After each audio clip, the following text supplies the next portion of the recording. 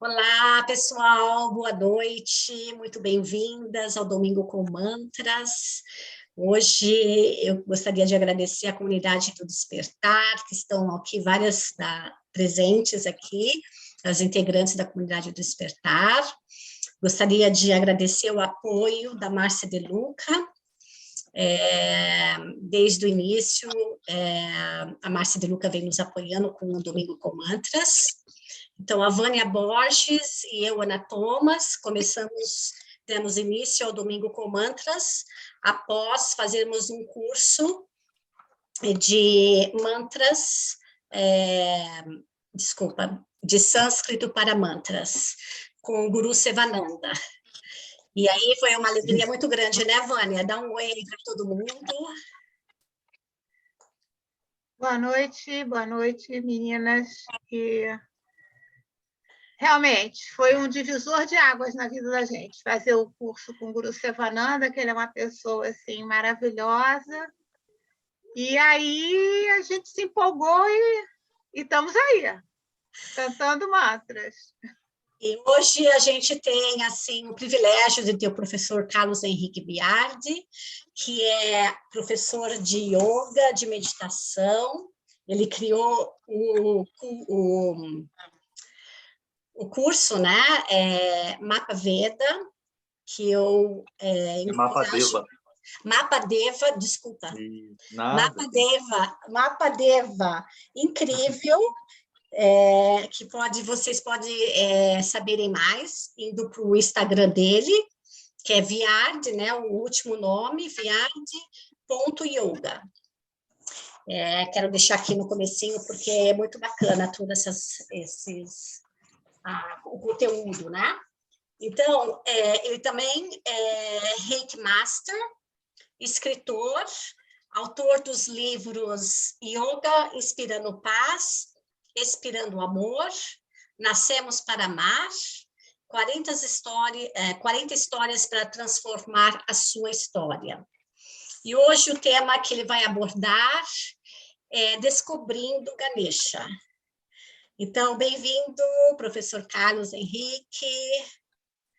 Gratidão por estar aqui. Gratidão, Ana, pela apresentação, pelo convite. Gratidão, Vânia. Parabéns pelo projeto de vocês, o Domingo com Mantras.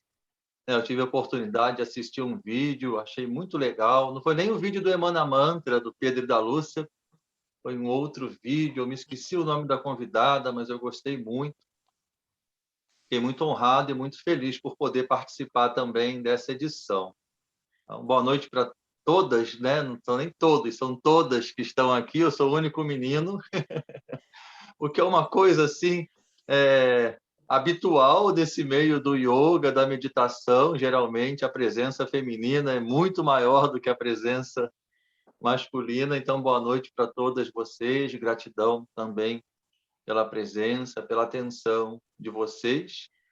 Hoje eu vou estar falando um pouquinho sobre Ganesha. Acredito que muito do que eu vou falar vocês já saibam, então eu espero contribuir principalmente com os comentários que são feitos, né, em relação àquilo que é um conhecimento mais habitual. Eu, de vez em quando, né, sou professor há alguns anos, mas também continuo estudando, aprendendo, fazendo cursos, aprendendo com colegas.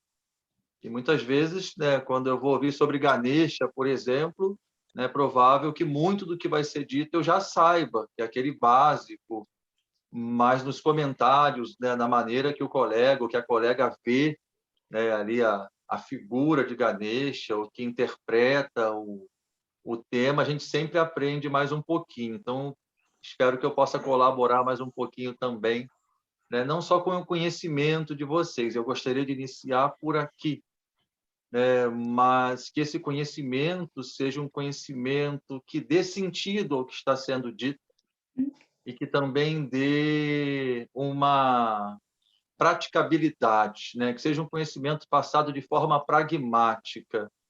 Quando eu me apaixono pelo yoga, há mais ou menos 20 anos, quando eu me apaixono pelo yoga, uma das coisas, né, que gera essa paixão é que eu sempre gostei de filosofia, estudava a filosofia clássica lá da Grécia, eu gosto muito dos filósofos alemães, assim, existencialistas, mas eu ouvia muita coisa incrível, mas como colocar isso em prática, como realizar isso?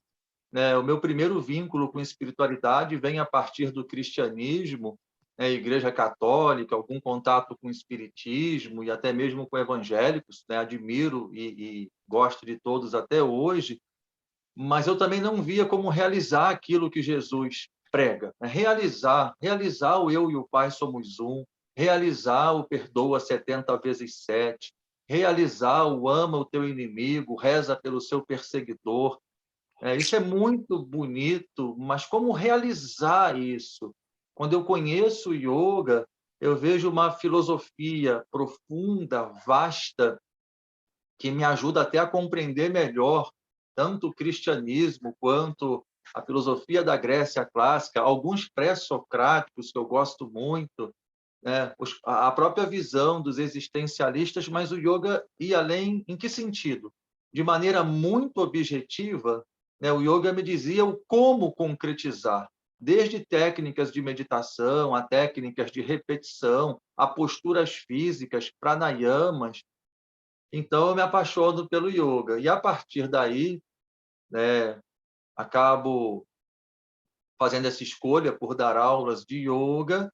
E, como professor, eu sempre busco expressar, né, o que eu sinto, como eu vejo determinado tema do yoga, de forma que a gente sempre possa aplicar. Né? Eu estudo para aplicar. Para mim, a transformação não acontece quando eu conheço mais algumas coisas. Então, eu só conheço mais, são mais informações que eu tenho armazenadas na minha mente. Isso aí não é transformação. A transformação acontece quando aquilo que eu conheço, né, transforma a minha maneira de pensar, a minha maneira de falar, a minha maneira de agir, a minha maneira de sentir, a minha maneira de estar no mundo, para finalmente, né, fazer a grande transformação, que não é nem bem uma transformação, mas a gente pode usar esse nome, que é a transformação do eu. Quando eu me dou conta, e a gente vai falar um pouquinho sobre isso hoje, né, que, em verdade, eu não sou aquilo que eu pensava que eu era. Num primeiro momento, isso acontece com todos nós, senão não faria sentido o caminho do yoga, né? A gente acredita ser esse corpo e esses pensamentos, né? Geralmente, quando perguntam para alguém da nossa cultura: quem é você? A resposta é o nome: eu sou Carlos Henrique. Fala mais um pouquinho sobre você. Eu tenho pele clara, eu sou magro, eu sou flamenguista. Se eu sou flamenguista, eu estou triste, perdemos ontem para o Fluminense a final do campeonato. Eu sou brasileiro, de repente, eu tenho uma boa memória, mas já não sou muito criativo. Agora já estou falando de características da minha mente. E na nossa cultura, certamente mais de 90% das pessoas se identificam, né, com essa personalidade, com essa persona, e ignoram aquilo que é por trás disso, que uns chamam de espírito, consciência pura, luz, ser, né? Tem muitos nomes para isso, né? Self. Mas o yoga, além de ajudar nas transformações da personalidade, onde a gente acaba se transformando num ser humano melhor, auxilia nesse que é o objetivo do yoga, né? Isso que eu vou chamar de grande transformação.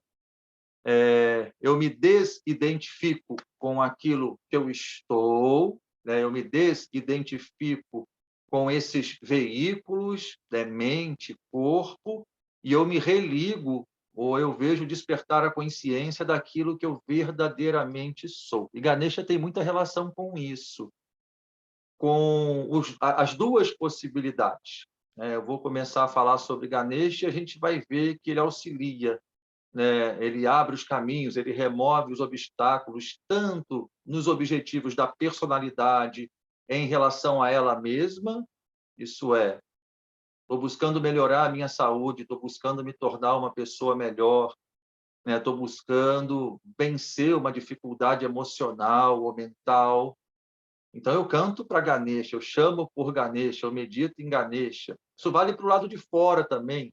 Está difícil levar adiante um relacionamento harmonioso, seja lá com quem for, com um sócio, com um filho, com um amigo, ou implementar um projeto da minha atividade profissional. Enfim, qualquer coisa que seja do lado de fora, eu também posso meditar em Ganesha, né? Eu posso invocar Ganesha.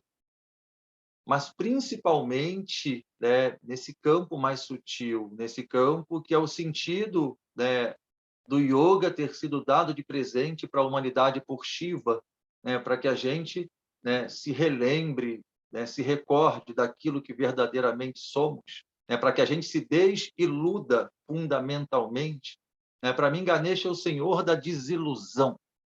E tem gente que pode se assustar ouvindo isso. Ele é o senhor da desilusão, né? Mas desilusão é uma coisa que dói. Desilusão machuca, de forma alguma.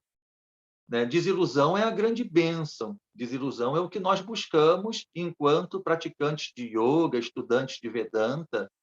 Né? Desilusão quer dizer o fim da ilusão. Né? O que causa sofrimento não é a desilusão. O que causa sofrimento é o apego à ilusão. É o apego ao falso. Né? É o apego àquilo que não é a verdade. Então, eu gosto muito de, nessa fala, né, sempre lembrar e até dar ênfase nisso. Ganesha pode vir a ser para nós o senhor da desilusão, né? Aquele que vai levantar o último véu para que a gente possa ver as coisas como elas são. Mas antes de ver as coisas como elas são, nós precisamos nos ver como nós realmente somos. Não existe outra possibilidade. Porque o que a gente vê naquilo que a gente chama de lado de fora, aquilo que é percebido pelos 5 sentidos, é reflexo, reação e ressonância, né, do que a gente está vibrando aqui dentro. Então, se estamos identificados com uma mente pensante agitada, né, e através dos sentidos apegadas ao mundo, dificilmente veremos as coisas como elas são, porque nós não nos percebemos como realmente somos. Mas quando, como nos ensina Maharaj Patanjali, né, aquele que vai sistematizar o conhecimento do yoga, no segundo sutra do primeiro capítulo do Yoga Sutra, né, quando conseguimos aquietar essa agitação mental, né, quando conseguimos, né, inverter o sentido da atenção, que está quase sempre exteriorizada, né, a mente através dos 5 sentidos voltadas para fora, quando conseguimos voltar a atenção para dentro, né, nós já não enxergamos mais o lado de fora com os olhos físicos. Não temos mais aquilo que é visto do lado de fora interpretado pela mente pensante. Nós começamos a ver com os olhos espirituais, com os olhos do discernimento. E Ganesha tem muita relação com isso. Ganesha, segundo Sai Baba, vou complementar a minha apresentação com um detalhe, né? Eu sou devoto de Satya Sai Baba, guru indiano.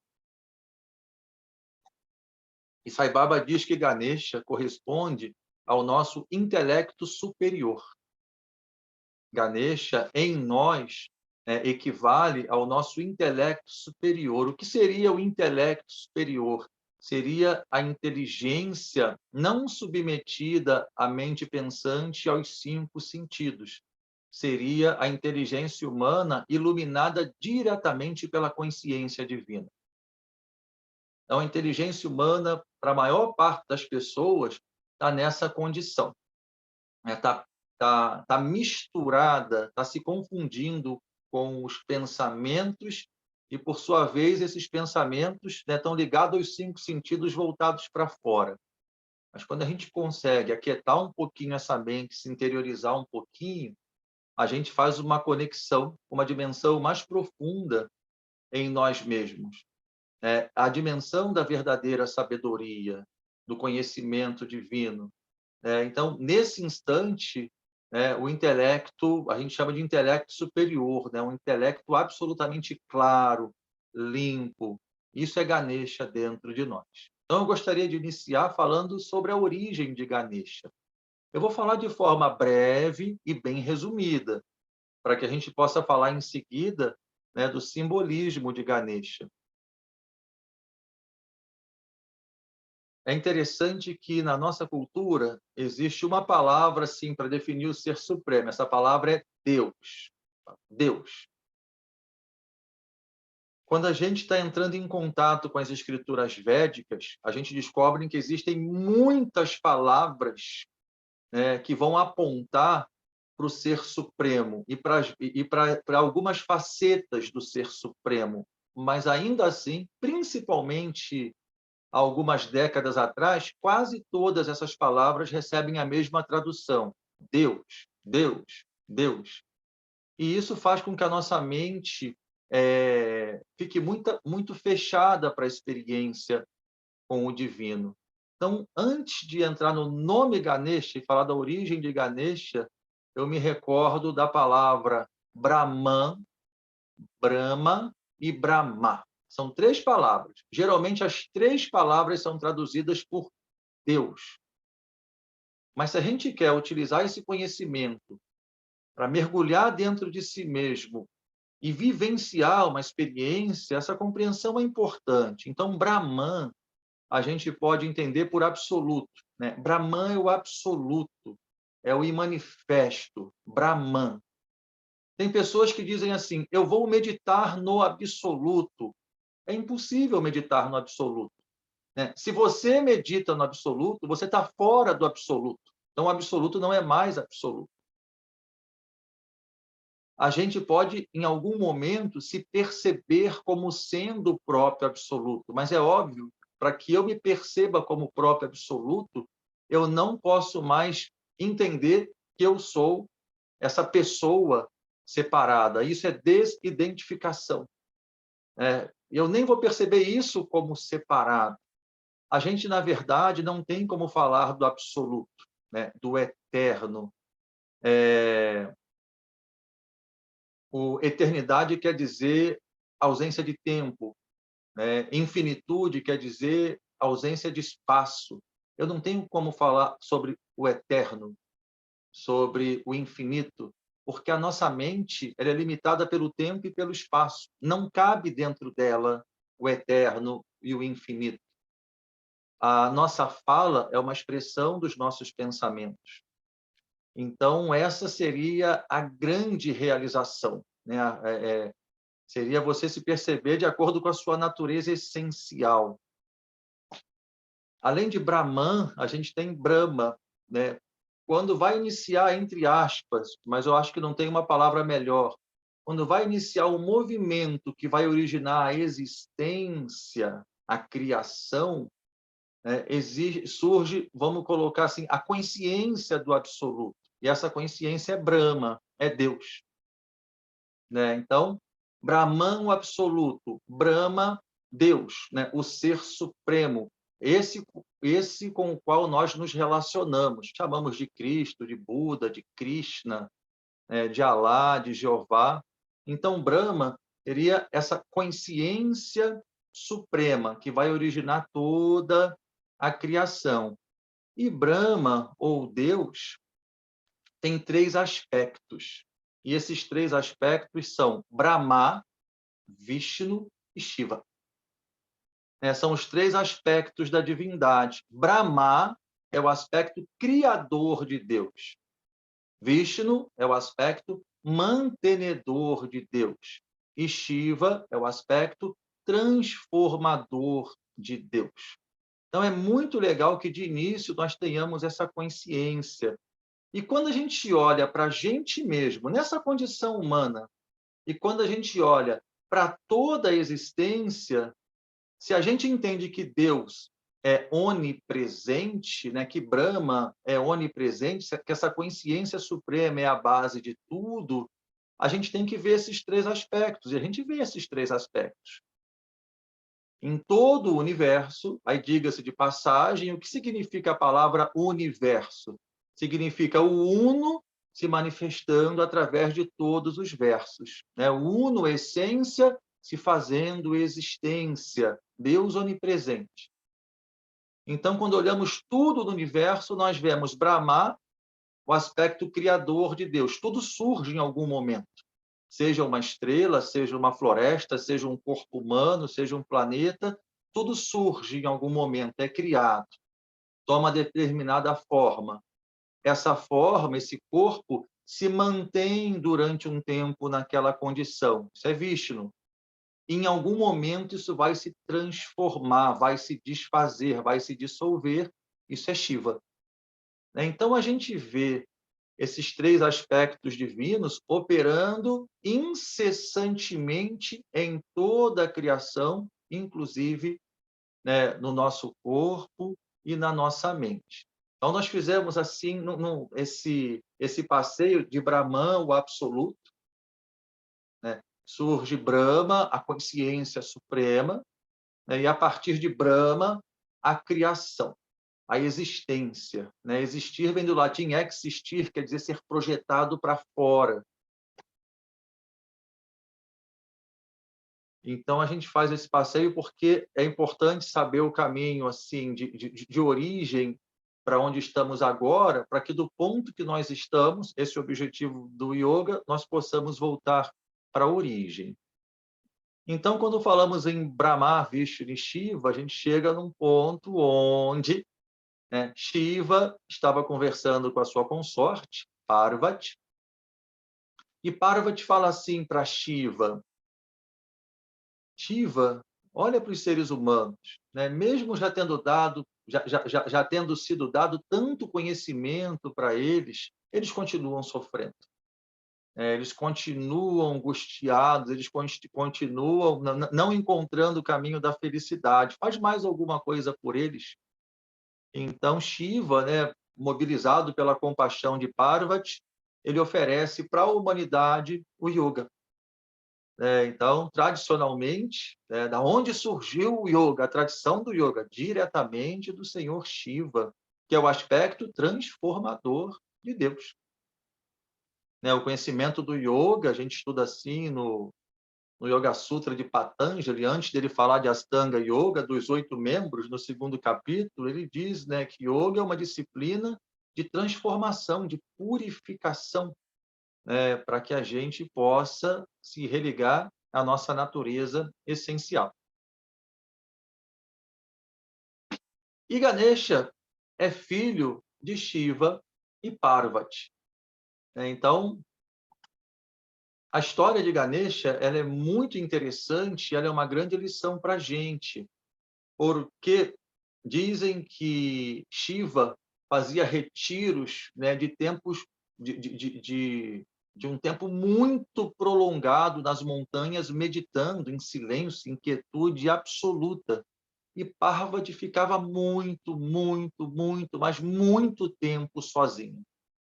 Então, num desses retiros, né, onde Shiva vai para a montanha para meditar, Parvati se sente tão sozinha que ela resolve, né, gerar um filho a partir do seu próprio poder. E esse filho, né, vai ser justamente Ganesha. Então, ela gera essa criança.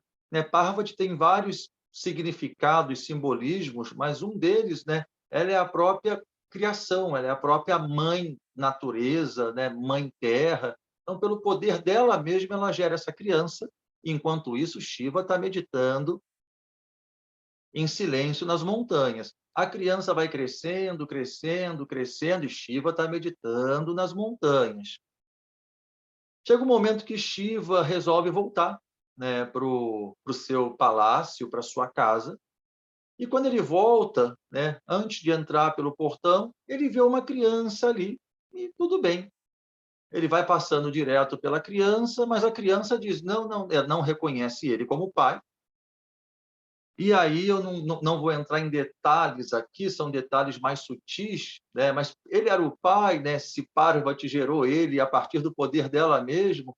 Mas quando a gente vê Shiva e Parvati, né? Quando a gente vê Vishnu e Lakshmi, Brahma e Sarasvati, né? Esses casais divinos, né? Essencialmente são um só. É o mesmo aspecto divino, né? Que se revela através do masculino e do feminino. Então, Shiva, né, é o pai de Ganesha. Quando ele está entrando ali, a criança diz para ele, a criança não reconhece ele e diz para ele, não, você não vai entrar aí. Né? Aqui é a minha casa, né? E a casa da minha mãe. E ele fala, aqui é a minha casa, né? Você dá licença que eu vou entrar. E a criança diz, não, você não vai entrar. Então Shiva pede para os guardas tirarem ele dali, tinha uns guardas na porta, tira essa criança daí que eu vou entrar. E os guardas vão tirar a criança e não conseguem tirar a criança. A criança era poderosa. Aí Shiva já fica intrigado. Aí Shiva chama uma parte do exército dele para tirar a criança. E o exército de Shiva é o exército mais poderoso do universo. O exército não consegue tirar a criança da frente do portão. Aí Shiva começa a estranhar mais ainda, né? Quem é essa criança que o meu exército não consegue, né, tirar da frente de um portão? Aí vai ele mesmo tirar a criança da frente do portão. E a criança se opõe a ele de uma maneira significativa. Então ele encontra uma solução, é uma solução drástica.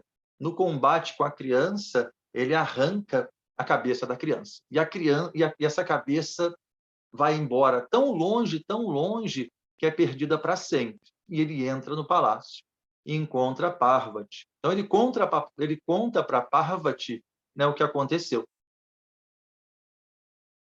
Parvati imediatamente entende quem é a criança, diz para ele e fica arrasada, né? E fala assim para ele, olha, se você não der um jeito nessa solução, né, se você não mudar essa história, eu vou recolher toda a existência, né? Eu acabo com toda a criação. Então Shiva, né, sai do palácio e vai buscar a cabeça da criança. Ele não encontra a cabeça da criança. Realmente foi um golpe definitivo. E ele encontra ali um elefante, né? Estava nas últimas. Aí depois que o elefante faz a sua passagem, ele corta a cabeça do elefante, né? E coloca a cabeça do elefante, né, naquele corpo de criança. Uma história um pouco assustadora, né? Uma história, né, que a gente ouve assim, aí a gente tem que lembrar que a gente está falando, né, de um outro plano, não só de uma outra era, mas a gente está falando de um outro plano que não é o plano humano, né? Onde se uma pessoa faz isso com outra, é uma atrocidade, né, sem tamanho. A gente está falando de um outro contexto.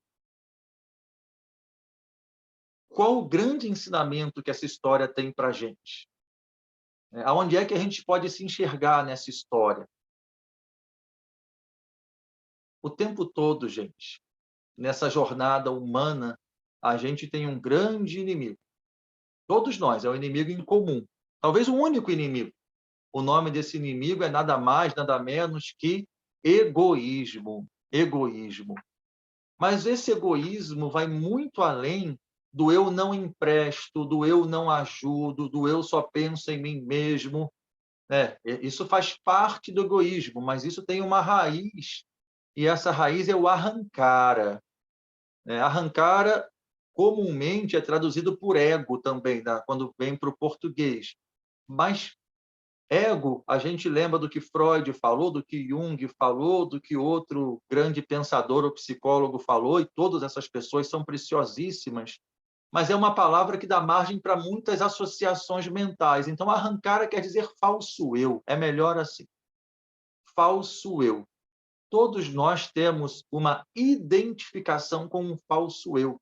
Eu acho que eu sou o Carlos Henrique, quando o Carlos Henrique é só o nome que o meu pai me deu. Eu não sou o Carlos Henrique. Carlos Henrique é o nome que eu utilizo, mas eu acho que eu sou o Carlos Henrique. E, a partir daí, essa existência, né, da parte dessa personalidade é toda voltada para o Carlos Henrique. Né? Egoísmo significa identificação com o arrancar, ou com o ego, se alguém prefere assim. Eu me esqueci de quem eu sou e me identifico com algo que eu aparento ser.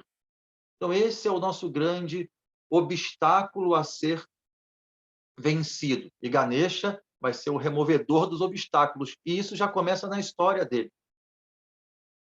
A gente sabe da importância de meditar, de fazer as orações, né, de vivenciar. Eu nem gosto de dizer praticar karma yoga, vivenciar karma yoga, né, que é o yoga da ação, né, o yoga da ação altruísta, aquela ação que a gente não espera retorno, aplauso, agradecimento. né, eu começo a perceber que, como parte do universo, enquanto personalidade, eu tenho que encontrar qual é a minha maneira de contribuir, qual é a minha maneira de servir, né? Qual é a minha parte aqui, né? O sol brilha. Para que o sol brilha? Oferece para a gente luz, calor, vida. O sol não brilha para ele mesmo. O sol brilha para viabilizar toda a existência, toda a vida no sistema solar.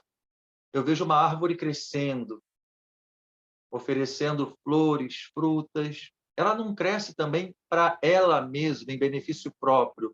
Uma árvore cresce, né, para embelezar, para viabilizar a vida de seres humanos, né? É oxigênio, é alimento, é sombra de outros animais. Aí eu vejo um rio correndo, né? Para que um rio corre na direção do oceano? Ele também não corre em benefício próprio. Ele abriga muitas formas de vida, ele oferece a água, né, vital para a sobrevivência humana e dos outros animais, do reino vegetal também. Um rio não corre em benefício próprio, um rio corre para beneficiar tudo que está em volta dele. Isso vale para um rio, para uma árvore, isso vale para uma estrela. No universo não existe absolutamente nada que seja egoísta. O universo é a materialização do altruísmo. Todas as formas que surgiram no universo têm Deus como base, Deus onipresente, Deus é amor. No Evangelho a gente ouve assim: Deus é amor e quem ama permanece em Deus. Uma das palavras para Deus no Yoga Sutra, que a gente traduz como Deus, é Ishvara. Ishvara. Ishvara quer dizer literalmente aquele que governa. Eu gosto de chamar Ishvara de consciência cósmica, a consciência que mantém tudo em ordem, cosmos. Ishvara é amor. Deus é amor e quem ama permanece em Deus.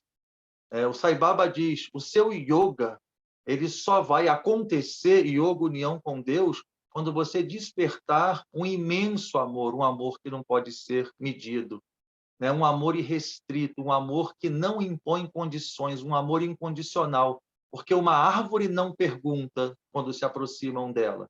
Você fez tudo direitinho hoje? Se fez, vai ganhar a laranja. Se não fez, não vai ganhar. Não. Amor incondicional. Um rio também não pergunta quando se aproximam dele para pegar um pouquinho de água e beber, né? Qual é a sua religião? Qual é o seu partido político? Não. A água está ali para todo mundo. O sol brilha para todo mundo. Não existe nada nesse universo que seja egoísta, com uma exceção: a mente do ser humano. A mente do ser humano, ou na mente do ser humano, né, quando há o esquecimento dessa essência divina que tudo permeia, há essa sensação de separação, porque a separação não existe, e essa sensação de separação, a gente pode falar que a raiz disso é a avidya, a ignorância, isso que a gente vai encontrar no Yoga Sutra, a ignorância espiritual, o primeiro klesha, né? O primeiro obstáculo ou primeira aflição. Mas a gente não tem muito como trabalhar diretamente com isso. Mas o segundo klesha é justamente o egoísmo. E por que eu estou dando toda essa volta? Porque nós estamos nessa condição. Nós pensamos primeiro em nós mesmos.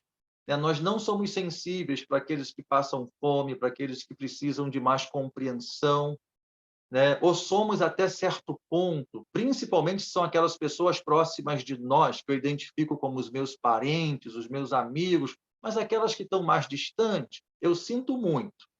Sinto de verdade, mas é raro que eu faça um movimento mesmo para auxiliar. Por quê? Porque eu tenho medo de faltar para mim. Eu tenho medo de perder meu precioso tempo. Só que esse eu é o falso eu, é o arrancara. Jesus diz assim no Evangelho: por que vocês se preocupam com o que vão comer, com o que vão vestir, com aonde vão morar? Aí ele fala: olha os pássaros, olha os lírios do campo, o reino animal, o reino vegetal, eles não se preocupam com nada. E o Pai Celestial, que é Ishvara, a consciência suprema, né, faz com que os lírios tenham aquela beleza incrível, né, faz com que os pássaros tenham todo o alimento necessário durante toda a sua existência. Por que não seria assim com vocês, seres humanos? seres humanos de pouca fé. Antes ele pergunta: qual de vocês pode fazer crescer um só fio de cabelo às custas de se preocupar com isso? Aqui eu estou disfarçando bem, mas se eu mostrar minha cabeça aqui atrás, vocês vão ver uma careca aparecendo. Não adianta se preocupar com isso. Adianta passar um shampoo que transforme aqui, um shampoo de Shiva. Mas por que eu estou falando isso, gente? Porque para entender Ganesha, o simbolismo que vem daqui a pouco, ter essa noção é fundamental, é mais do que importante. Uma coisa importante eu substituo por outra importante. O que é fundamental eu não substituo. Né? É isso que o Buda chama de reta visão. Né? O Buda propõe o nobre óctuplo caminho, né? A quarta verdade dele. É o caminho para a iluminação, os 8 passos. E o primeiro é reta visão. Reta visão é você sabe para onde você está indo. Senão você usa os outros 7 de forma equivocada. Então, Jesus, quando diz do que adianta se preocupar, o que ele está dizendo para um yogi?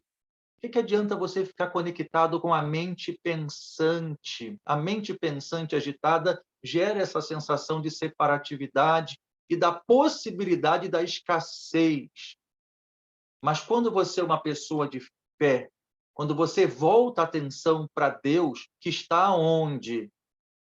O reino de Deus não vem com observâncias, não pode se dizer ei-lo aqui, ei-lo acolá. O reino de Deus está dentro de vós. Quando você volta a atenção para Deus, isso vem ao encontro do que eu disse no início da nossa fala. Quando você encontra Deus dentro, você vê Deus fora. Você só vê Deus. Até porque não existe nada além de Deus. Ele é onipresente. Você está se desiludindo. Então você vai ver que essa personalidade tem um lugar nesse mundo. Eu não sei qual é a missão de cada um de vocês, mas essa missão passa pelo serviço, passa pelo desenvolvimento do altruísmo, né? Passa pelo doar-se, pelo perdoar, vai passar por isso tudo. E qual é o segredo para isso? Buscar em primeiro lugar o reino de Deus e a sua justiça. Do lado de fora, tudo vem em acréscimo, sem nenhuma preocupação. Jesus deixa isso muito claro nesse trechinho do Sermão da Montanha. Mas quando ele diz assim, qual de vocês pode fazer crescer um só fio de cabelo às custas de se preocupar com isso? Ele está falando da nossa identificação com a mente. Então, voltando na história de Shiva com Ganesha, durante essa jornada, né, Deus está o tempo todo buscando lembrar a gente, olha, do lado de fora tudo é impermanente. Volta atenção para aquilo que é permanente dentro de você. Age de forma amorosa, né? Serve aos necessitados, perdoa aquele que falhou com você, busca sempre promover a paz. Deus está falando o tempo inteiro com a gente. Só que a nossa mente pensante dificilmente atende isso de forma total e restrita. Justifica, não, eu não posso ajudar tanto, que eu tenho que ter tempo para mim. Não, perdoar aquele ali, não. O que ele fez é muito grave. Deus está buscando o tempo todo se expressar através de nós como o pleno amor, a plena sabedoria, e a nossa mente está sempre, né, encontrando uma maneira, né, de se esquivar, de se defender. Dificilmente a gente se entrega totalmente à vivência da mensagem espiritual. Inclusive, esse é o início do Bhagavad Gita, do diálogo de Krishna com Arjuna, quando Arjuna se recusa a lutar. Fala, Krishna, não, eu não posso entrar nessa batalha, reconhecendo até mesmo, né, os inimigos como parentes próximos, mestres. Né, eu não quero derrotá-los, né, eu abro mão dessa batalha. E Krishna vai desiludir Arjuna. A consciência divina vai desiludir a consciência humana. No momento que Shiva está voltando para casa e o menino não deixa ele entrar dentro de casa, falando, essa é a minha casa. Né? Eu vou proteger a minha mãe, que nesse caso seria, né, a criação. Ele não reconhece o pai. Ele não reconhece o pai. A mesma coisa acontece quando dentro de nós surge esse divino impulso para ama incondicionalmente, perdoa, promove a paz, seja mais caridoso, né? Se sacrifica em prol da felicidade dos outros. Quando surgem, né, esses impulsos dentro de nós, tem uma grande resistência da nossa mente. É Shiva querendo voltar para casa, né? E a mente falando não, não, não, assim não. Então, quando Shiva corta a cabeça do menino, isso equivale, né, a Deus, né, arrancando o nosso ego pela raiz, né, para poder, né, habitar aquela que, na verdade, é a sua casa. Né, seria a nossa natureza primordial, aquilo que somos essencialmente, né, se revelando. Então, é esse o simbolismo. O elefante, na tradição védica, né, é um dos símbolos de sabedoria, né? Por isso a cabeça de um elefante. E olhando agora para a figura de Ganesha, né, Ganesha ele é representado, né, por um corpo humano com 4 braços. Teria 2 grandes diferenças para um corpo humano da maneira que a gente conhece. A primeira é que são 4 braços e a segunda é que é uma cabeça de elefante. Do mais, é um corpo humano bem gordinho. Esse gordinho é bem importante. E quando a gente olha para Ganesha, que corresponde ao nosso intelecto superior, por quê? Né? É a inteligência totalmente iluminada pela sabedoria divina, né? É a inteligência imaculada, é a inteligência livre do arrancara, do falso eu. Então, quando a gente olha para essa forma divina, né, um corpo humano com 4 braços e a cabeça de elefante, o que a gente vê ali existe essencialmente dentro de nós. Então, por exemplo, quando eu olho para a cabeça de Ganesha, né, ele tem as orelhas grandes, né, os olhos pequenininhos, né, a tromba, ele só tem uma presa, né, a boca pequenininha ali embaixo da tromba, né, aqui na testa dele, né, ou aquelas 3 linhas, né, que são um símbolo da tradição de Shiva, ou Trishula, né, que é aquele tridente, aquela arma de Shiva, a gente vê muito. Mas tudo que a gente vê ali está dentro da gente. Então, quando alguém está cantando Om Ganganapataye Namaha, Om Ganganapataye Namaha, Om Ganganapataye Namaha, né? Saudações, né, ao Senhor Ganesha, vitória ao Senhor Ganesha, né, que a sílaba semente é Gam. Essa pessoa está estimulando que dentro de si mesma todas essas potencialidades aflorem, todas essas potencialidades aflorem, né? O poder de concentração, né? A gente sabe, é o 6º passo de 8 passos, né, do Ashtanga Yoga, né? A concentração para levar à meditação e ao Samadhi. A gente sabe que uma pessoa que tem poder de focar em alguma coisa tem muito mais chance de atingir o seu objetivo, seja do lado de fora ou do lado de dentro, né? O poder de prestar atenção, o que a gente chama hoje de atenção plena, e está realmente presente no que está acontecendo, né? Consciente de tudo que está acontecendo ao seu redor, né?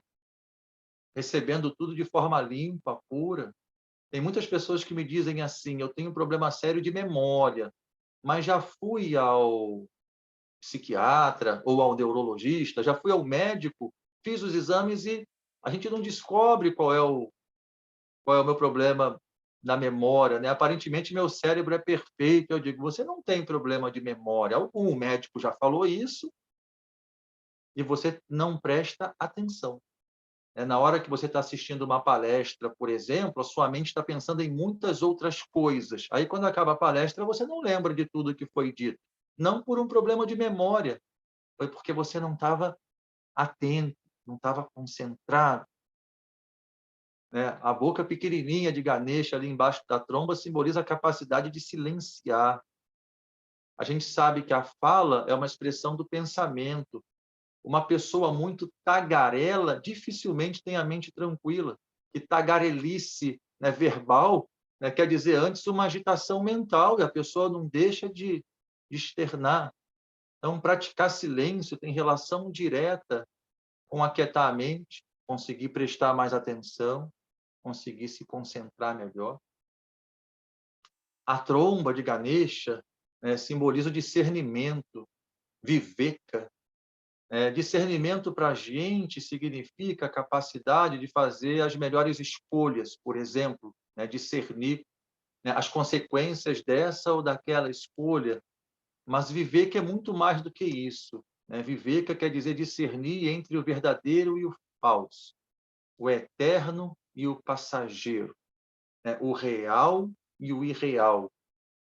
Com a tromba do elefante, ele pega um amendoim pequenininho que ele vê no chão e ele vai fazer isso com muita delicadeza, com muita calma, né? E levar o amendoim na boca, mas se precisar com aquela tromba, ele tira um leão da frente dele. Então, a tromba simboliza o discernimento, né? Quando a gente vê o Trishula, né, que é um tridente, né, ali na testa dele, aquilo corresponde que Ganesha é um tipo de inteligência que transcende o tempo, passado, presente e futuro. Opera através do tempo, mas está além do tempo, né? A cabeça grande de Ganesha simboliza a inteligência dele. Então, tudo que a gente vê em Ganesha tem um simbolismo, mas ele está nos lembrando que tudo isso está dentro de nós. Eu, quando paro de frente para uma pintura de Ganesha, para uma escultura de Ganesha, né, eu contemplo aquilo tudo ali, né, aquela forma divina, né, produz um efeito na nossa mente e, de alguma forma, estimula que todos esses potenciais venham à tona, assim como a repetição do mantra de Ganesha ou de um canto devocional para Ganesha. Nós vemos Ganesha com 4 mãos. Ele tem 4 braços, então ele tem 4 mãos. Numa das mãos, ele segura um machadinho. O que significa esse machadinho? Eu poderia falar a capacidade dele, mas, em verdade, a nossa capacidade de conseguir cortar todos os nossos apegos. Apego é sinônimo de sofrimento. Aí alguém pode levantar a mão e falar, não, mas e se for apego a uma coisa muito boa? A gente tem que lembrar que tudo que a gente conhece através da mente é passageiro, é impermanente. Se eu me apego a alguma coisa que é impermanente, em algum momento eu vou sofrer, porque isso está fadado a terminar, a acabar. O que nasce morre, o que começa termina, o que é construído em algum momento vai ser destruído, né? Essa é a, entre aspas, né, realidade do samsara. Porque samsara é irreal, mas seria a realidade do samsara. Tudo é impermanente, né? Desapego, vairagya, é condição indispensável para o yoga enquanto realização. Não existe yoga, o despertar da unidade em Deus, se não houver vairagya, desapego. Mas desapego é compreendido por muitos como não ligar, não cuidar, não zelar, não se importar. Nada disso, de forma alguma. A palavra desapego não tem relação alguma com isso. Até porque aquilo que nós somos se revela como amor, e o amor cuida, o amor zela, o amor se importa. Desapego quer dizer sem apego. Eu me relaciono com essa existência de acordo com aquele ensinamento do Buda. Considere esse mundo uma ponte, atravesse-a, mas não construa sua casa sobre ela. Ou o ensinamento de Jesus, não junte riqueza na terra, onde os ladrões roubam, onde as traças corroem. Isso é, onde as coisas em algum momento vão ser perdidas. Junte riqueza no reino dos céus, que está dentro de nós, onde os ladrões não roubam, onde as traças não corroem, isso é, onde não há impermanência. Então, sempre que a partir da sua atenção plena, da sua meditação, da sua sabedoria, você perceber na sua mente traços de apego, seja um vínculo num relacionamento humano, seja o seu próprio corpo, seja um objeto, seja o status profissional, seja a beleza, você pega o machadinho, corta. Medita na impermanência. Lembra que enquanto você puder cuidar disso, você deve cuidar disso por amor, mas quando isso aqui passar, né, você deve não digo deve permitir, porque vai passar de qualquer jeito, né? Mas você deve aceitar, né? Você deve compreender, né, que a morte é tão natural quanto o nascimento. Inclusive, morte não é o oposto de vida. O oposto de vida é nascimento. Tudo que nasce, morre. O oposto de morte, perdão, é nascimento. Tudo que morre, nasce. Tudo que nasce, morre. A vida existe antes do nascimento, entre o nascimento e a morte, e depois da morte. A vida é aquilo que nós somos, né? Deus é a própria vida, né? Que está tomando essa forma aqui. Essa forma vai passar. A vida vai continuar. Nesse instante, nós ignoramos a vida, nos identificamos com essas formas, com esse namarupa, né? Corpo e nome, ou corpo e mente. Então, o machadinho é corta os apegos. Percebeu que você está apegado e você associa alguma coisa à sua felicidade. Eu não vou ser feliz sem essa pessoa, sem essa casa, se eu não puder praticar esse esporte, se eu não puder viajar para aquele lugar. Se a sua mente está gerando esses pensamentos, usa o machadinho.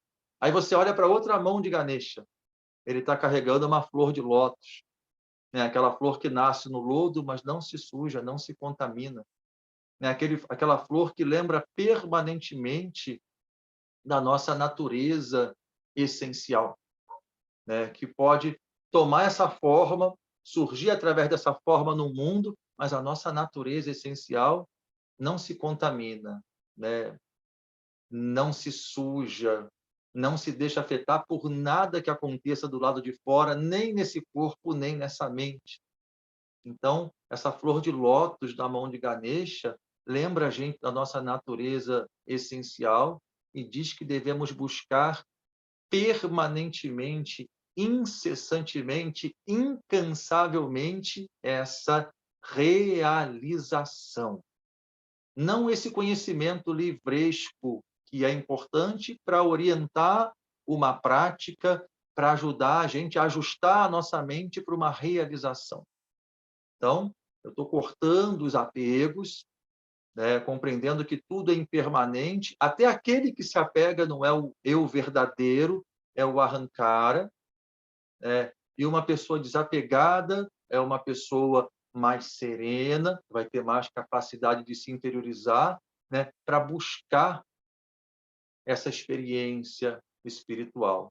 Numa outra mão, Ganesha carrega um docinho, esqueci o nome agora, me perdoem, mas é o seu docinho predileto, né? Está sempre na mão dele, porque, independente do que está acontecendo do lado de fora, quando a gente está conectado com o lado de dentro, eu digo essência, a Ananda, a bem-aventurança, é inerente à nossa essência. Assim como prema, amor, como vidya, sabedoria, né? Deus não é sábio, Deus é a própria sabedoria, né? Deus não ama, Deus é o próprio amor, né? Deus não é feliz, ele não está feliz, ele é a própria felicidade. Num primeiro momento, a gente pode experimentar isso em vislumbres de meditação, mas vai chegando um momento que isso segue com a gente, né? E isso é um prazer infindável, né? Algumas pessoas traduzem por êxtase, né? Êxtase divino. Ah, gratidão aqui pelo nome do docinho. É o êxtase divino. É a experiência que a gente chama no Yoga Sutra de Samadhi, né? Que é uma experiência supramental, né? Extraordinária. O nosso ordinário é o que a mente pensa, são as emoções, os que os sentidos percebem, sensações físicas, mas o Samadhi, né, gera um efeito nisso tudo, mas antes é algo supramental. E Ganesha ajuda a gente, né, a chegar nessa realização. A quarta mão fazendo esse gesto aqui, ó. O nome desse gesto é Abhaya Mudra, é um mudra. A gente vê muito esse gesto na mão de Shiva, Abhaya Mudra, que significa não tema, né? Não tema, não sinta medo, né? Voltando no Evangelho de Jesus, se Deus é por nós, quem será contra nós? Eu gosto de propor uma reflexão aqui, Eu escrevo até essa reflexão no meu primeiro livro, que é o Yoga Inspirando Paz, Inspirando Amor, já na reta final do livro. A reflexão é a seguinte: nós costumamos afirmar que Deus é onipresente, onipotente, onisciente, que Deus é amor e é pela nossa felicidade, que Deus é pai. Eu gosto de falar pai e mãe. É muito comum no yoga, na Igreja Católica, em outras tradições que vêm da Índia, no judaísmo, é muito comum a gente ouvir isso. Pode ser de uma maneira parecida, mas Deus é onipresente, onipotente, onisciente, é amor e é pela nossa felicidade. Aí eu digo, você acredita mesmo nisso? E a pessoa diz, acredito, mas você sabe que isso é verdadeiro? Olha a diferença de acreditar e saber, tá? Você sabe que isso é verdadeiro? Sei. Mas eu te vi ansioso outro dia, eu te vi com medo. Aí a pessoa diz, eu estava ansioso por essa razão, eu estava com medo por aquela razão. Espera aí. Se você diz que Deus é onipresente, Ele está aqui nesse instante, com você.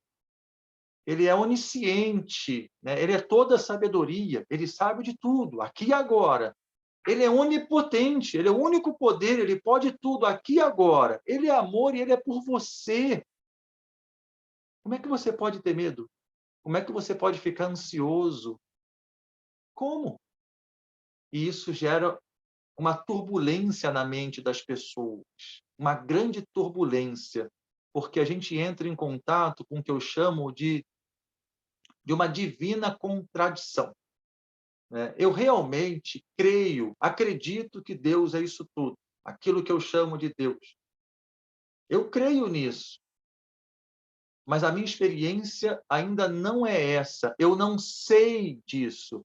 Vou pegar um lápis aqui, ó. Opa, eu estou com um lápis aqui. Ó. Se eu perguntar para vocês... Opa, caiu e sumiu, vou pegar outro.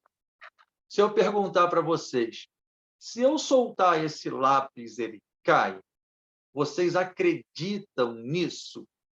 Ou vocês sabem disso? Capaz que vocês digam, não, eu sei que ele cai. Eu conheço a lei da gravidade, e se você soltar, ó, ele cai. Então, você não acredita que ele cai.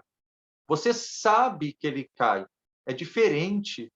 Né? Se eu dissesse alguma outra coisa, olha, se eu apertar aqui um botão, esse lápis vai acender uma luz. Você acredita? Você não conhece esse lápis. Você pode falar, eu acredito.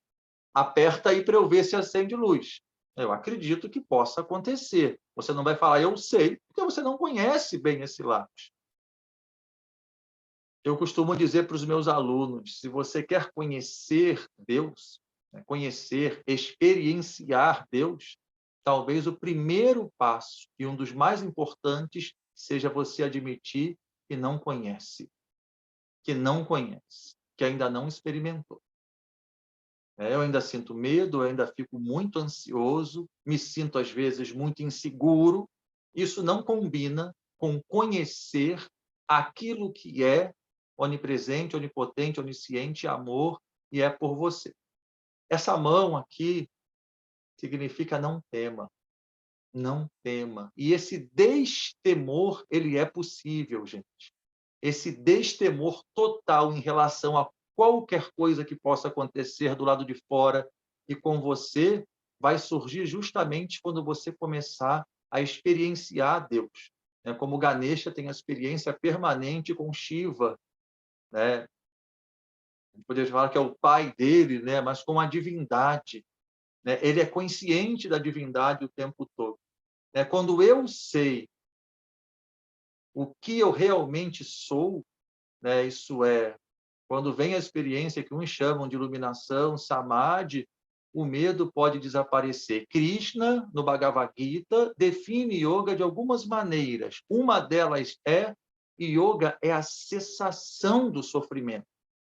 Não é a cessação do sofrimento porque eu consigo perdoar, consigo ressignificar uma situação, o tempo passou, eu esqueci, é a cessação absoluta do sofrimento. Nesse sentido, yoga como uma realização, né? Eu despertei a consciência da unidade. Eu e o Pai somos um. Eu sou um ser eterno e eternamente bem-aventurado. Nos dizeres védicos, Satchidananda, né? Ser, consciência e bem-aventurança. É isso que eu sou.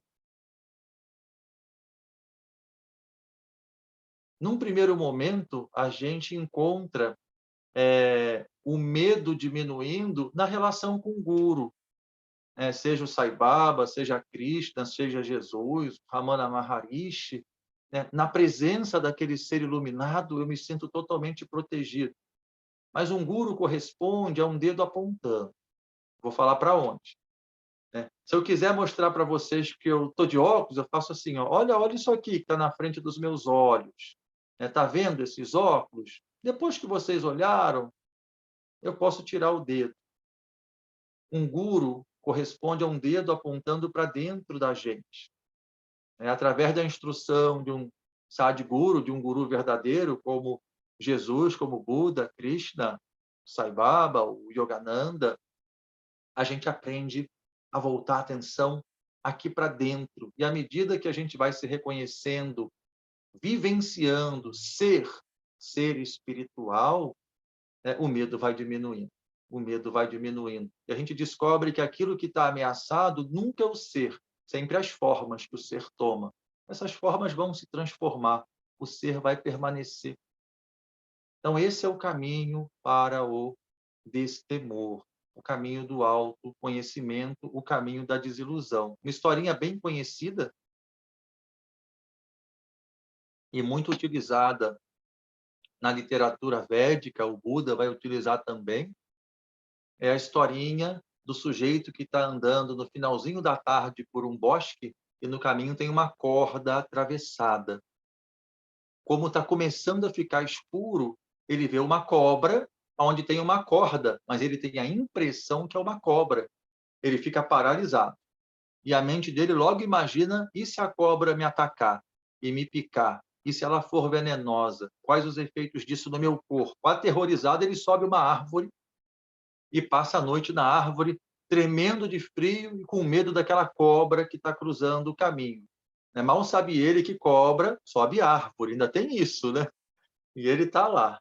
Quando amanhece, o que significa o amanhecer? Quando a luz volta a surgir, ele vai olhando bem para aquela cobra, e não é uma cobra, é uma corda. Aí ele sorri, ele relaxa, desce da árvore e segue o caminho dele. Mas aquilo não se transformou numa corda, não deixou de ser uma cobra, aquilo sempre foi a corda. Aquilo sempre foi a corda. Nunca houve ameaça. Isso é muito semelhante ao que acontece com a gente agora. Nós aqui agora somos o ser. Nós somos a verdade. Nós já somos essa divindade sempre bem-aventurada. Mas pelo poder de Maya, da ilusão, nós nos identificamos com esse corpo, estamos totalmente esquecidos da nossa natureza essencial e temos medo desse corpo se machucar, desse corpo adoecer, desse corpo morrer, assim como temos medo que isso aconteça com as pessoas que eu poderia falar amamos, e certamente que amamos também, mas que somos muito apegados por causa dessa ignorância. Então, quando a gente se recorda daquilo que nós verdadeiramente somos, é como se a gente estivesse vendo, não era uma cobra, sempre foi uma corda, nunca houve risco de se machucar, de adoecer, de morrer, nunca houve esse risco. A gente lembra de uma passagem no Evangelho, onde falam assim para Jesus, mas e sua mãe, e seus irmãos? Ele pergunta, quem é minha mãe? Quem são meus irmãos? Mostrando que não há identificação alguma com aquele corpo e com aquela mente. Talvez poucos compreendessem que ele revelava ali o eu sou. O eu sou. Eu sou antes que Abraão fosse. Historicamente, Abraão veio muito antes de Jesus de Nazaré. Mas quem falava ali não era aquele corpo, Jesus de Nazaré. Era o eu sou, a verdade absoluta, através desse corpo, buscando mostrar para a humanidade essa possibilidade. O que eu fiz, vocês podem fazer também e ainda mais. Então, quantos não encontram essa paz né, quando olham para Jesus ou quando olham para uma imagem de Maria. Seguindo, a gente vê Ganesha com barrigão, né? Não tem Ganesha magrinho. Ganesha vai ter sempre uma bela barriga. E essa barriga de Ganesha simboliza a capacidade dele de digerir absolutamente tudo o que acontece, né? Nada que acontece nessa existência é capaz de gerar uma indigestão em Ganesha. Nada é indigesto para ele, né? Como ele é a sabedoria suprema, né? O intelecto superior, que é a sabedoria suprema se revelando através de um ser humano, ele sabe que qualquer coisa que aconteça do lado de fora, até que atinja essa personalidade, não atinge o ser, né? Aquilo que é o real. Então, ele é capaz de digerir absolutamente qualquer coisa que aconteça. Eu gosto muito da historinha de um discípulo conversando com o mestre, reclamando muito com o mestre das coisas que vêm acontecendo com ele. Me fizeram isso, me fizeram aquilo, e aconteceu determinada coisa. Aí o mestre pega um copo, como esse aqui, aí um copo que cabe 200 ou 300 ml de água, abre um saco de sal, de 1 quilo de sal. Aí pega um punhado de sal e joga dentro do copo. Aí fala para o discípulo, bebe. Ai, horrível, péssimo, meu Deus do céu, que água salgada. Aí o mestre fala, tá bem, agora vamos dar uma volta. Eles saem do mosteiro, andam um pouquinho e chegam de frente para um lago, né, um lago enorme. Aí o mestre fala, agora pega o saco de sal, o saco todo. Eles levaram um saco de sal, tinham tirado um punhado, tinha praticamente 1 quilo ali ainda. Joga 1 quilo de sal dentro desse lago. Aí ele pega o saco, caiu 1 quilo de sal dentro de um lago enorme. Agora bebe essa água. Então o discípulo pega a água. Tá uma delícia essa água. Essa água está ótima. Aí o mestre falou, peraí, eu joguei um punhado de sal dentro do copo. Um punhado? Você falou que a água estava péssima. Aqui nós jogamos 1 quilo de sal e você falou que a água está ótima. E a resposta é óbvia do porquê. E assim o discípulo falou com o mestre, peraí, no copo tinha 200 ml de água. Aqui nesse lago, eu não sei nem contar quantos milhares e milhares de litros. O sal que caiu aqui não fez a menor diferença para essa quantidade de água. Aí o mestre dá o ensinamento. Então, você tem que deixar de se perceber como um copo pequenininho e passar a se perceber como um lago. Nós temos que deixar de nos perceber como arrancar o falso eu, nós temos que deixar de acreditar que somos esse corpo, né, e despertar a experiência de que somos seres espirituais. Mais uma vez, voltando para o Evangelho, e quando eu falo para um grupo que eu estou conhecendo, eu sei que, mesmo quem não é cristão, em algum momento já foi, mesmo que ou conviveu com muita gente, e as palavras do Evangelho são muito vivas, né, dentro da nossa mente. Então, eu gosto muito de recorrer ao Evangelho. Só que agora eu falei isso e esqueci a citação que eu ia fazer do Evangelho. Deixa eu rebobinar assim na linguagem antiga. Então, eu estava falando que o mestre diz assim, agora você tem que deixar de ser como um copo, né, pequenininho, né, e você tem que se perceber como um lago. Então, isso quer dizer, a gente tem que deixar de se perceber como personalidade, né, como um eu separado, mortal, frágil, né, e começar a se perceber como ser, né, espiritual.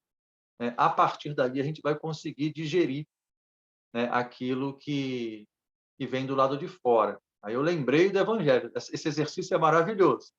Jesus olha para a gente e diz o que para a gente? Como Jesus te chama? Jesus refere-se a nós como luz do mundo. Vós sois a luz do mundo. Jesus refere-se a nós dizendo, vós sois deuses. Se eu sou a luz do mundo, se eu sou Deus, a mensagem dele, como é a mensagem do yoga, é para que a gente consiga descobrir isso, revelar isso.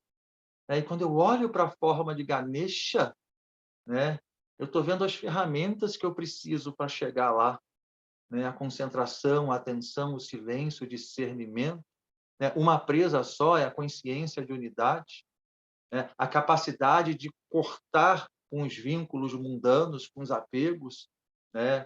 O direcionar a mente para a espiritualidade mesmo, colocar isso em primeiro lugar, né? Experimentar que a felicidade que a gente acha que encontraria do lado de fora é o docinho, já está dentro da gente, né? Destemor, destemor, destemor. No livro Yoga Inspirando Paz, Inspirando Amor, tem um texto que fala assim: o medo é o mestre da mente, né? O amor, né, é o mestre do coração. Aí fala sobre optar sobre o amor. Então, a partir daí, essa capacidade de digerir o sofrimento. E, chegando no finalzinho, a gente geralmente vê Ganesha sentado num trono, né, com uma das pernas sobre a outra, por exemplo, o pé direito sobre a coxa esquerda, ou em cima do trono, e o outro pé no chão. Isso significa que isso que chamamos de Ganesha, esse intelecto superior, ele consegue transitar tanto no mundo sutil, né, quanto no mundo físico. Então, a gente, quando entra em contato com Ganesha, faz essa conexão com Ganesha, a gente pode obter benefícios, né? Tanto no mundo manifestado, benefícios em relação à personalidade, quanto benefícios em relação a esse autoconhecimento, a esse esclarecimento espiritual. E eu tenho dito e dado ênfase, né? Cuidado. Eu escutei uma piada outro dia que eu gostei, né? Foi de Jesus no Detran, né? Jesus é chamado no Detran e senta lá com o rapaz responsável pelo setor. O rapaz diz: o senhor tem muitas multas, mas muitas multas. Jesus: como eu tenho multa? Eu nem dirijo. O senhor tem muitas multas, olha, furou o sinal, não usou cinto de segurança, ultrapassou o limite de velocidade. Jesus fala: mas eu não tenho nem carro. Aí o rapaz do Detran fala: tem, eu posso provar. Aí Jesus diz: então me prova. Se você me provar, eu vou pagar essas multas. Aí o rapaz vira a tela do computador para ele. Aí realmente, muitos carros cometendo essas infrações. Aí com adesivos assim no carro: propriedade de Jesus, foi Jesus que me deu.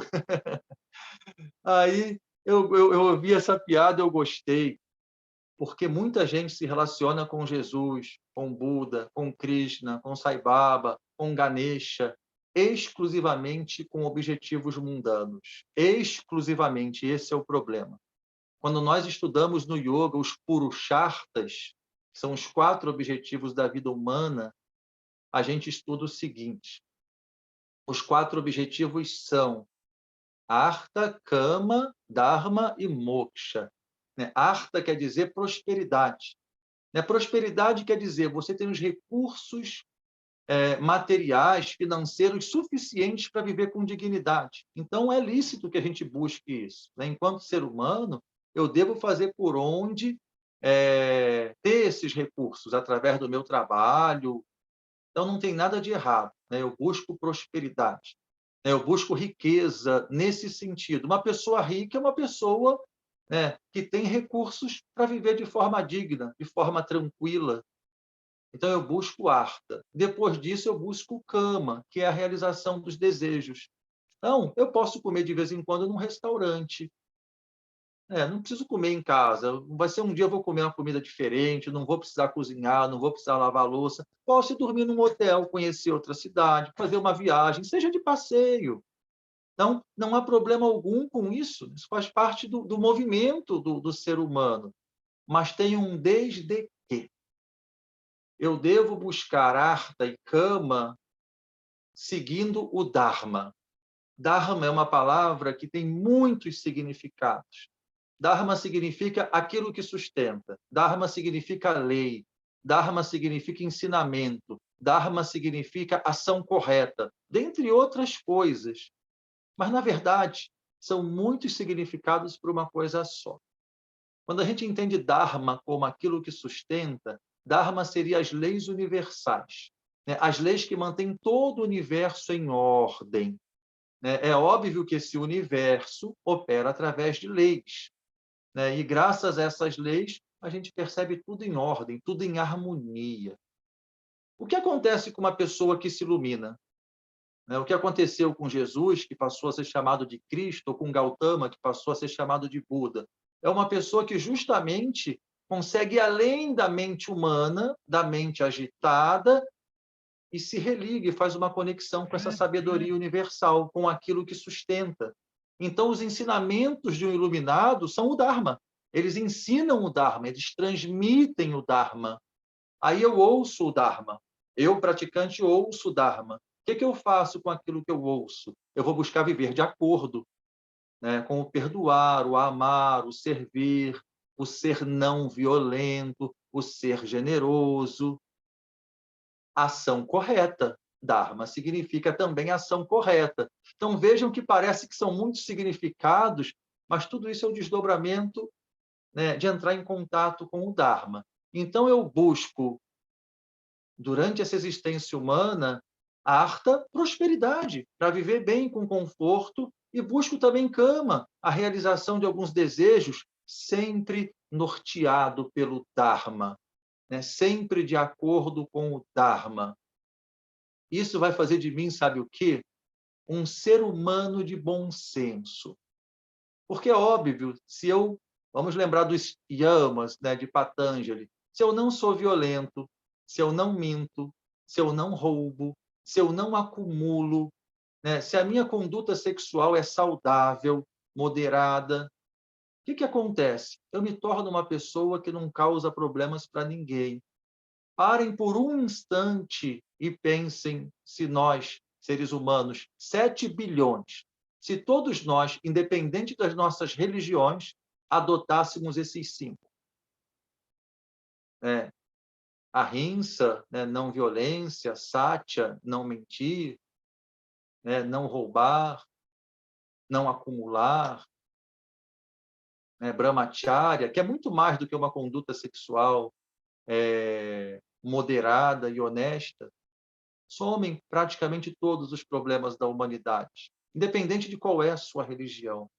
Eu, quando dou palestra hoje em programas interreligiosos, o meu foco são esses 5, que fazem parte do Dharma humano.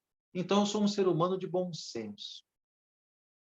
O que vai fazer de mim um yogi é o 4º objetivo, moksha, liberação. Liberação quer dizer o fim da ilusão, né? A desilusão.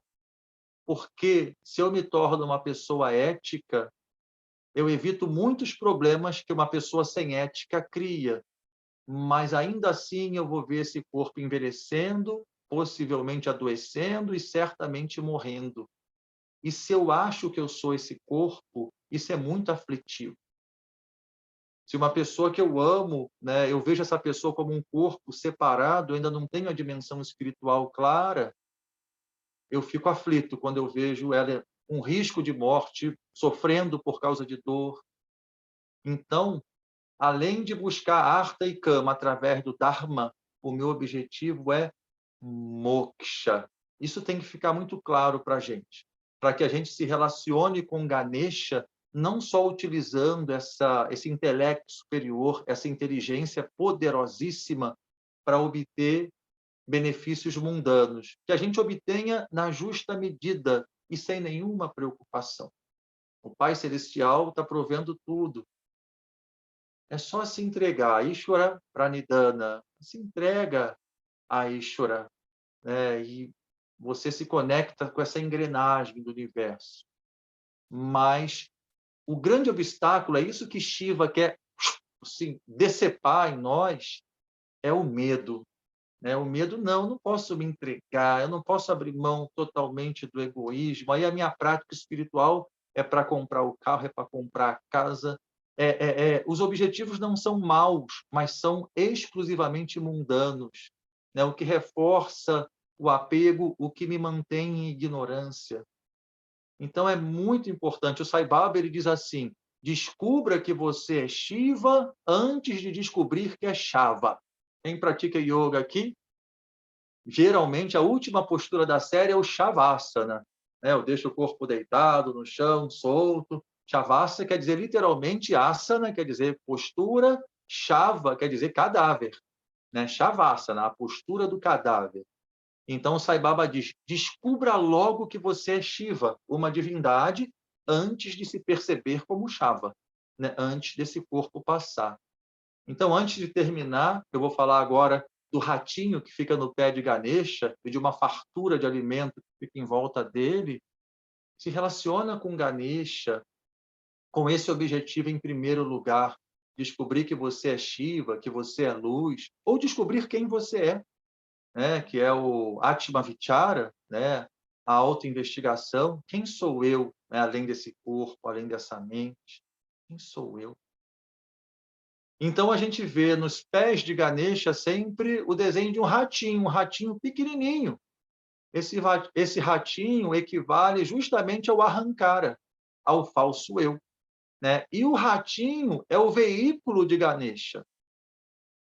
Shiva tem um veículo que é um touro, por exemplo, Nandi, né? O veículo de Vishnu é Garuda, é um pássaro. Então, Ganesha tem um veículo que é um ratinho, né? Que corresponde ao que a gente chama de ego. Eu estou aqui chamando de Ahankara. Aí tem gente que diz assim, nossa, mas se o elefante subir mesmo no ratinho, esmaga. Talvez a ideia seja até essa.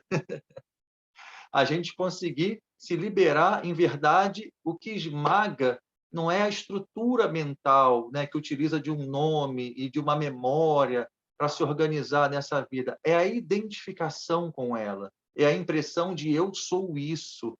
Né? É isso que a gente busca, né, destruir. Né? Destruir a mente não é destruir o instrumento mente, mas é destruir, é tirar a mente do poder, como Krishna ensina para Arjuna. A mente é uma péssima senhora, mas é uma ótima servidora. Então, aquele ratinho ali perto do elefante, né, tendo acesso a uma fartura de alimento, simboliza o seguinte, né, se a mente ficar voltada para Deus, né, se a mente realmente beber direto da fonte, né, e antes dela ser reabsorvida, né, se ela realmente começar a operar de acordo com o divino, com o sagrado, é a única segurança para ela. O rato é aquele bichinho que, muito guiado pelo olfato, um dos sentidos, entra nos lugares mais sujos atrás daquilo que está chamando ele, que aparentemente vai oferecer prazer, o que ele necessita. Então, a gente tem que voltar toda a mente. Seria para dentro e devagarzinho vai sendo. Então, antes do para dentro, para a essência, é para os Vedas, para as escrituras sagradas, ou para o Novo Testamento de Jesus, ou para o Dhammapada do Buda. Enquanto a gente não encontra dentro, essa sabedoria ela está exposta para a gente do lado de fora, através daqueles que encontraram dentro e revelaram para o mundo. Então, isso é muito importante. Aí o ratinho está ali no lugar limpo, em segurança, com acesso a uma alimentação muito farta.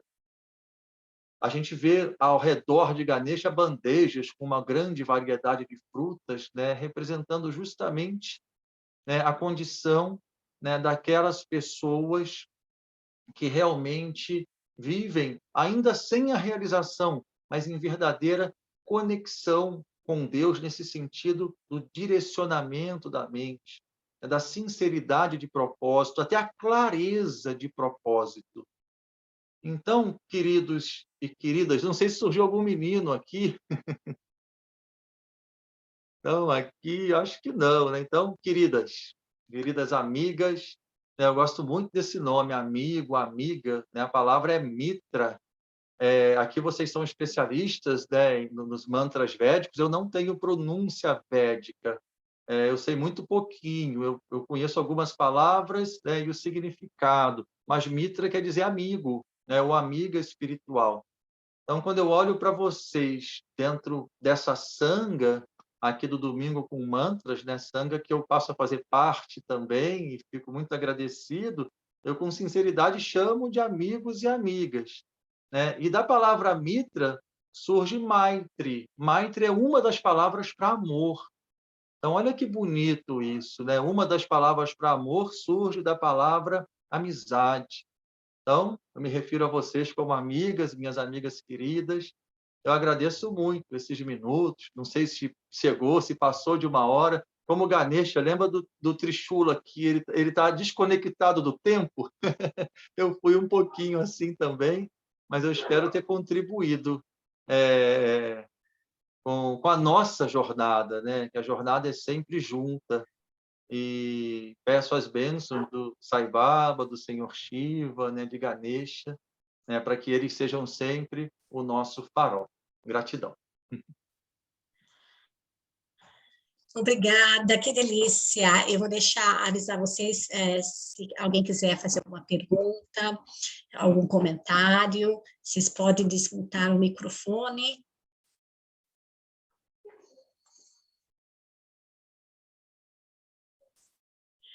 Ninguém quer ser tagarela agora, viu, Carlos?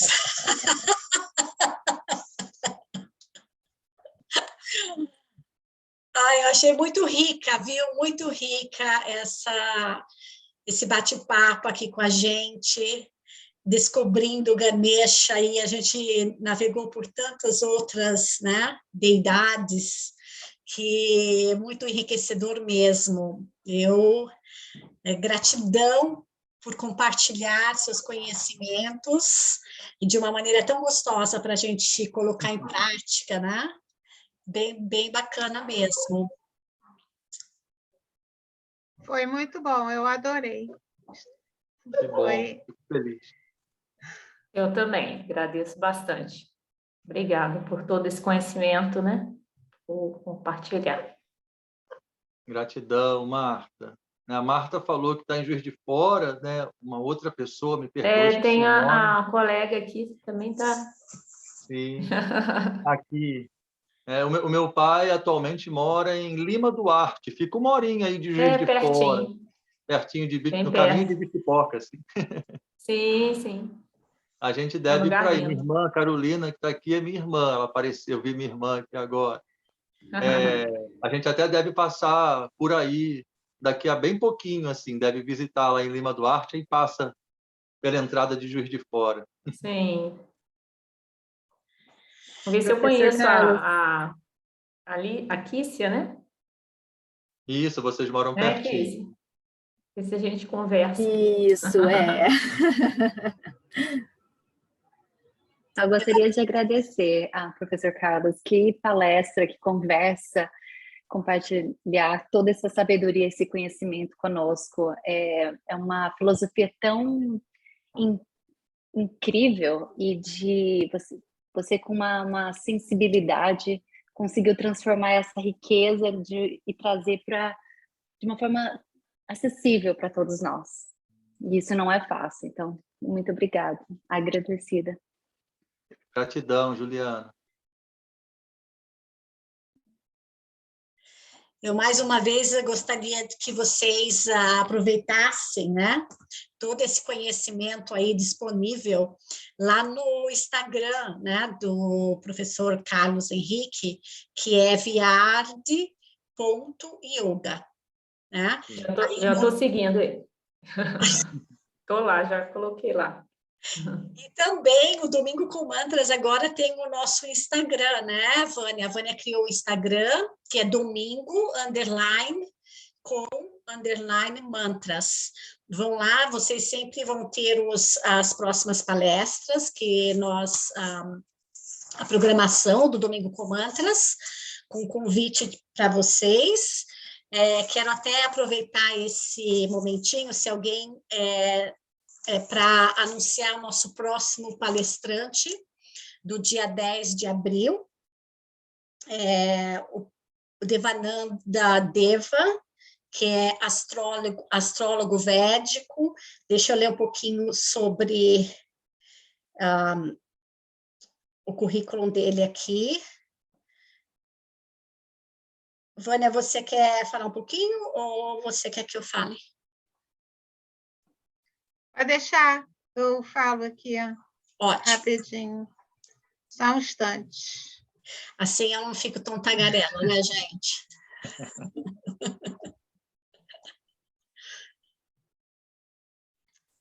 Só um segundo.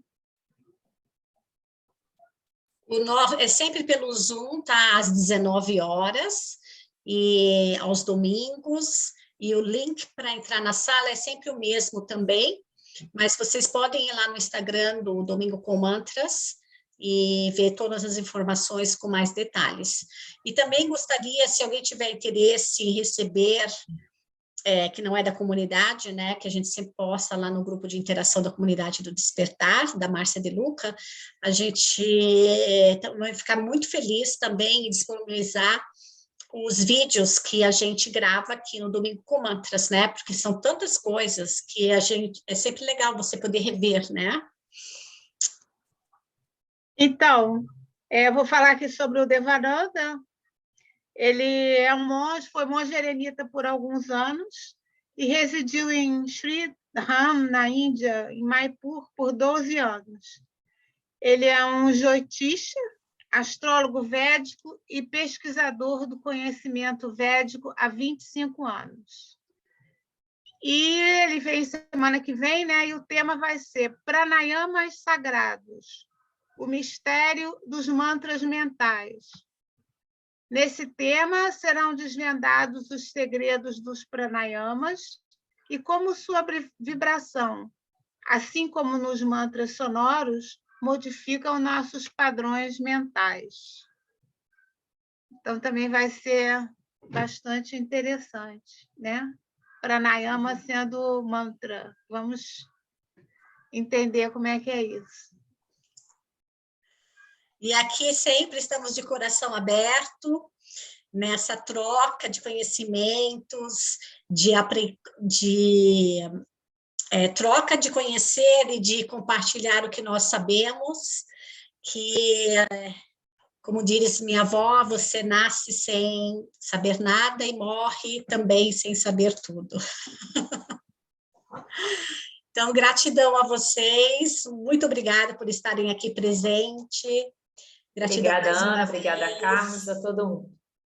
Então, voltem lá, visitem a página e até domingo que vem. Boa noite. Gratidão pela oportunidade. Boa noite. Tá, gente? Uma boa noite para todos vocês também. Boa noite. Boa semana para vocês. Namastê. Ana, posso fazer uma perguntinha rapidinho antes de desligar? Para quem não puder comparecer, não sei se eu perdi alguma coisa, vocês mandam as gravações? Sim, se você entrar em contato com a gente, eu tenho o seu contato, né, Juliana? Eu acho que eu posso. Eu tenho. Enfim, deixa um recado, uma mensagem lá no Domingo com Mantras, no Instagram. Tá, gostaria de receber as gravações. As gravações. Tá legal. Muito obrigada. De nada. Como diz a nossa Márcia De Luca, conhecimento que não é praticado é arquivo morto. Então, vamos lá praticar, né? Boa noite. Gente. Boa noite. noite. Ô, Kissi, eu vou te chamar no Instagram, você tem?